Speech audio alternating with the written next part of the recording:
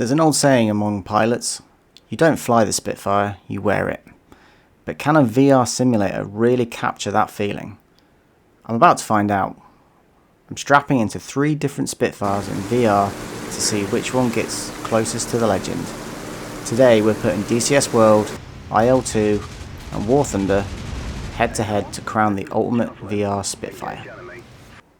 First things first, what does it feel like to sit there on the runway? How real does it actually feel? Let's start with DCS World.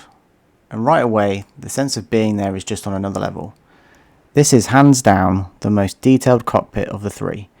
Every single switch, dial and lever does exactly what it's supposed to do. The textures on the panel are worn, the glass on the gun sight is smudged, and you can almost smell the oil and hot metal. Firing up that Merlin engine is a completely manual process, which makes you feel like a real pilot going through the checklist. It's complicated for sure, but the payoff is this incredible sense of accomplishment before you've even started rolling. Hopping into IL2, the feeling is different, but still amazing.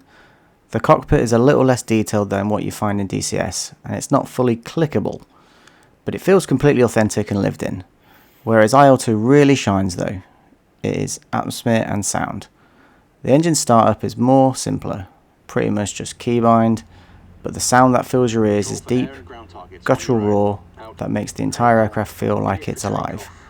IL2 is all about getting you into the action quickly, and it does that without losing that essential feeling of being in a World War II warbird.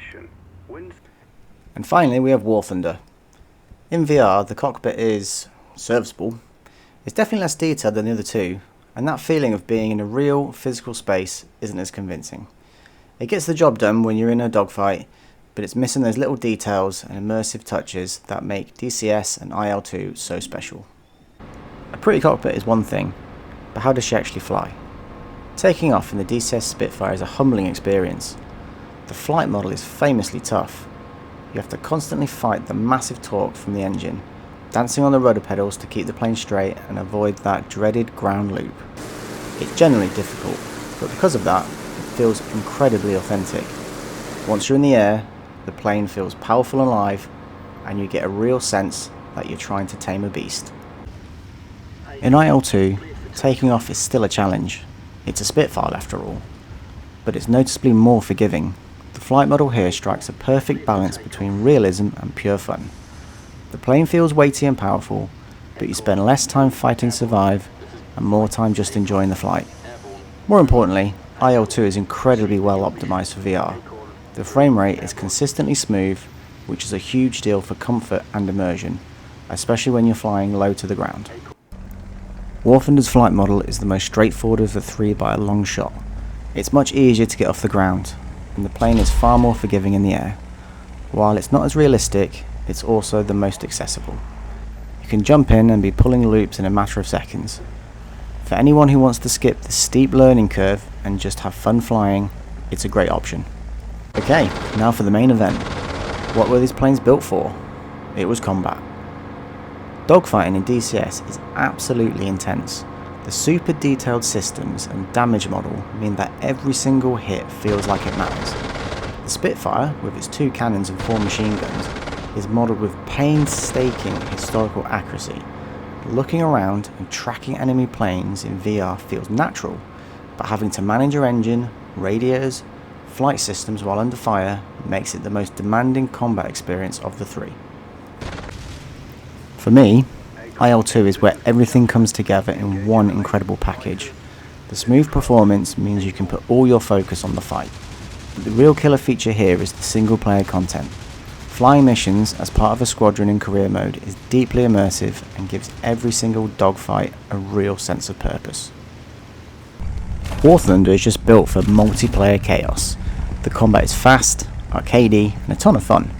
While it doesn't have the same deep realism of the other 2 sims, the massive numbers of players online and how easy it is to jump right into a furball is a huge advantage. If you want instant, thrilling dogfights without any of the pre-flight hassle, War Thunder has you covered.